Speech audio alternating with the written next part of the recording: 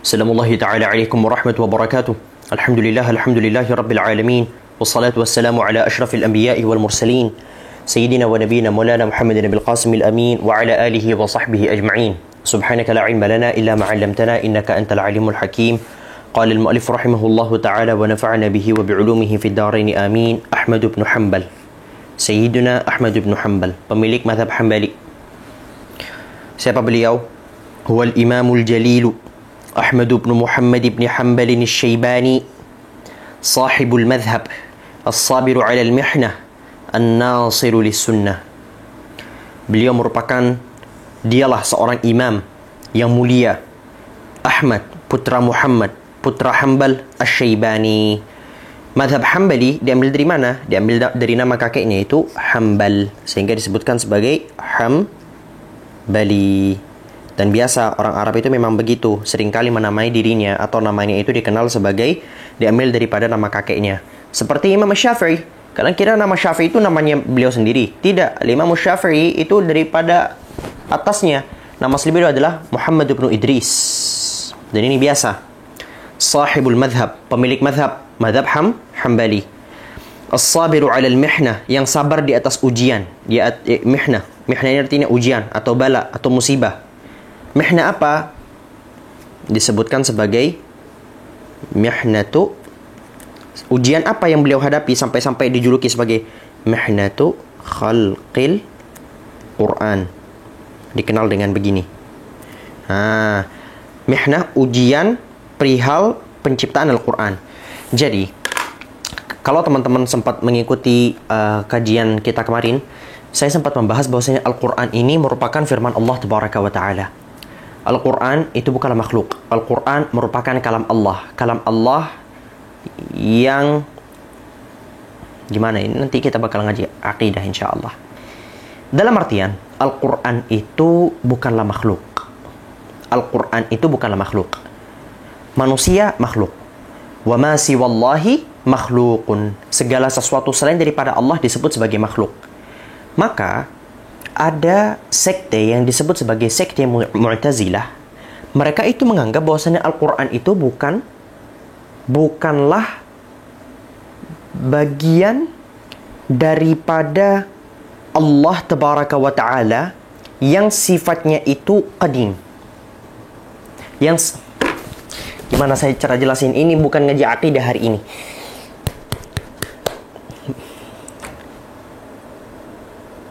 Kapan lah kita bakalan bahas insyaAllah. Intinya ada orang Mu'tazilah. Orang Mu'tazilah ini kemudian menganggap bahwasanya Al-Quran ini adalah makhluk. Sedangkan Ahlus Sunnah wal Jamaah ini menyatakan bahwasanya Al-Quran ini bukanlah makhluk. Al-Quran adalah firman Allah, sifatnya qadim. Dia, kalau Allah tiada awalan tiada akhiran, maka Al-Quran ini tiada awalan dan tiada akhiran, dan seterusnya. Lalu waktu itu Mu'tazilah ini ternyata telah menguasai kekhilafahan pada saat itu. Sehingga khalifah waktu itu menyatakan barang siapa yang menganggap bahwasanya Al-Quran bukanlah makhluk, maka dia harus dipenjara, harus dihajar, harus dibantai, dan seterusnya.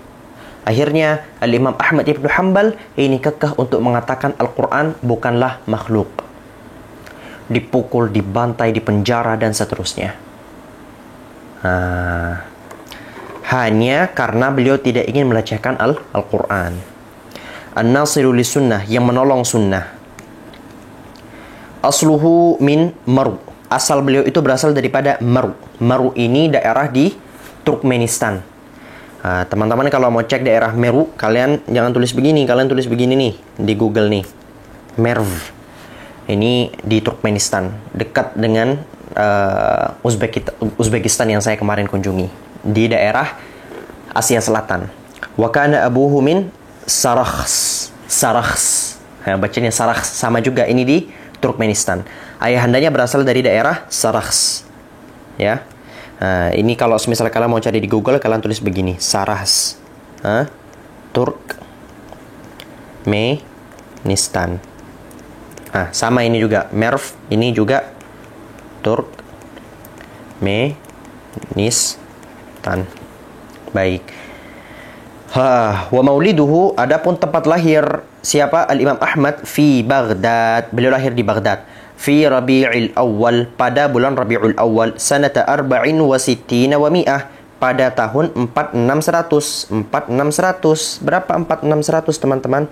4. Mari kita eja bersama-sama. 6. Berapa? 100. Berapa? Hijriyah. Nah, Imam Syafi'i lahir tahun berapa? Imam Syafi'i 150.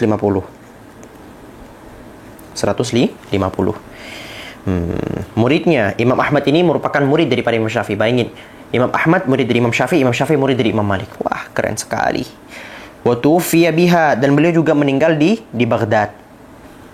Dhahwata yaumil jumu'ah الثاني عشر من ربيع الأول سنة 41 و200, pada waktu duha di hari Jumat pada tanggal 12 Rabiul Awal pada tahun 241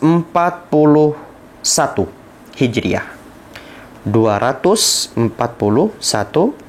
Hijriah. Ini bisa dicatat ya, lahirnya, tahunnya, dan seterusnya. Walahu al-Musnad. Beliau itu punya satu kitab yang sangat fenomenal. Namanya adalah Musnad. Mungkin teman-teman lebih mengenal dengan Musnad Ahmad. Ya. Atau kalau semisal teman-teman nanti menemukan tulisannya di hadis, ada bunyi hadis. Biasanya di bawahnya tulisannya HR Ahmad. Tulisannya begini biasanya, HR Ahmad. Siapa yang dimaksud dengan HR Ahmad? Yang dimaksud adalah HR Ahmad ibnu Hanbal. Di dalam kitabnya apa? Musnad. Baik. Wa huwa min dawawin sunnatil masyhurah. Kitab Musnad ini merupakan dawawin. Dawawin ini jamaknya kata diwan.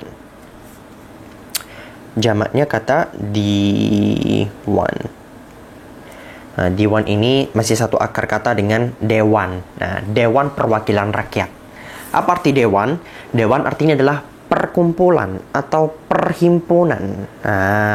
Maka dawawin artinya perkumpulan hadis masyhur. Wa qad intaqahu min aktsara min 750,000 hadis, dan beliau telah memilih di dalam kitab Musnadnya lebih daripada 700.000 dan 50.000 hadis. Ini 750.000 hadis. 750.000 hadis. Baik. Wa musnaduhu hadza, adapun kitab musnadnya ini yashtamilu ala 18 musnadan, menghimpun 18 musnad. Jadi musnad itu artinya perkumpulan atau perhimpunan. Dalam konteks ini disebut artinya perhimpunan hadis. Jadi, Imam Ahmad ibnu Hanbal ini menghimpun himpunan hadis. Ada himpunan, perkumpulan hadis, dikumpulkan di dalam satu kitabnya, yaitu kitab Musnad. Dan itu terdiri dari 18. Ini merupakan pernyataan dari Imam Ibn Hajar. Sebagian ulama lain menyatakan bukan 18, melainkan 16 maksud kami. Tapi oleh Imam Ibn Hajar mengatakan bahwasanya ujung-ujungnya 18. Karena konsep 16 tadi itu hanyalah proses memasukkan satu kepada satu yang lain. Bahasa simpelnya 18 yang benar. Dah gitu aja, biar kalian nggak bingung. Awwaluha musnadul asyarati wa ma ma'ahu. Yang pertama di antara 18 musnad tadi itu adalah musnad atau perkumpulan hadis dari 10 sahabat yang masuk surga. Wa ma ma'ahu, dan yang mengikutinya. Jadi urutan di sana, urutan di musnad itu seingat kami di awal-awal Al-Imam Ahmad ibnu Hanbal akan memasukkan al-asyarah al-mubasysyaruna bil jannah. Hadis-hadis yang berasal daripada 10 sahabat yang dijamin masuk surga. Pertama hadis Abu Bakar, setelah itu hadis Umar, setelah itu hadis Utsman, setelah itu hadis Ali, setelah itu seterusnya sampai 10 sahabat. Semua hadis-hadisnya dari Abu Bakar dikumpulkan. Hadis Sayyidina Umar. Itu perkumpulan pertama dari hadis 10 golongan yang masuk surga. Setelah itu, pada perhimpunan hadis yang kedua, beliau memasukkan periwayatan dari Ahlul Bait. Tolong koreksi, seingat kami Ahlul Bait. Setelah itu, beliau akan memasukkan perkumpulan hadis dari Abdullah ibn Mas'ud. Setelah itu beliau akan memasukkan perkumpulan hadis atau musnad dari Abdullah ibn Umar. Setelah itu beliau akan memasukkan perhimpunan hadis dari Abdullah ibn Amr ibn al-As. Setelah itu beliau akan memasukkan periwayatan dari Ibnu Abbas. Dan seterusnya, saya tidak hafal. Itu karena saya masih ingat Musnad Imam Ahmad merupakan tema skripsi saya. Itu ya Allah, indahnya masa-masa itu. Saya itu bahas Musnad Imam Ahmad, pembahasan mengenai kitab Musnad Imam Ahmad, kemudian tahqiqan terhadap Musnad Imam Ahmad ini saya baca banyak. Sumber-sumber semua saya baca waktu itu. Makanya ini masih sisa-sisa ingatan dari tema skripsi yang hampir membunuh saya itu. Wa fihi min ziyadati waladihi Abdillah. Dan di dalam Musnad Imam Ahmad terdapat beberapa tambahan daripada putranya, yaitu Abdullah. Jadi Musnad Imam Ahmad ini awalnya ditulis oleh Imam Ahmad ibn Hanbal, tapi di sana ada tambahan, yaitu periwayatan yang berasal daripada putranya. Putranya ini yang mengumpulkannya, yaitu Abdullah. Wa yasirun min ziyadati Abi Bakrin al-Qutai'i. Dan sedikit daripada tambahan seseorang yang bernama Abu Bakar al-Qutai'i, ar-rawi an Abdillah, seorang perawi murid daripada Abdullah.